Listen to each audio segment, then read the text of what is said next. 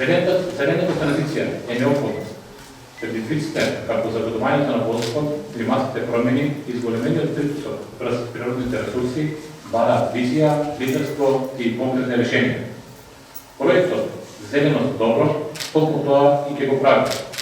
Ќе вложува во одржлив развој и долгорочна благосостојба на нашата заедница. Со инвестирање во обновливи извори на енергија, развој на инфраструктура за електрични возила, унапредување на одржлива мобилност и создавање урбани зелени површини, директно се преднесуваат за подобар квалитет на живот за нашите сограѓани. Особено ми представува задоволство што општина Струмица е дел од проектната активност. Учувањето во оваа иницијатива е од големо значење за нас, бидејќи визијата за зелена, одржлива и енергетски ефикасна иднина на регионот е истовремено стратешка визија за сите нас. Ние, како локална самоуправа, со месеци наназад работиме на политики на мерки што го постигнуваат одржливиот развој, заштита на животната средина и подобрување на квалитетот на живот на нашите сограѓани.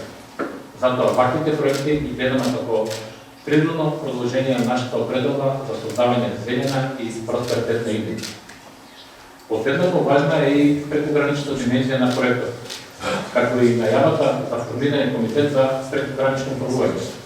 Ова ни укажува дека еколошките предизвици не познаваат граници и затоа и решенијата треба да ги создаваме заедно.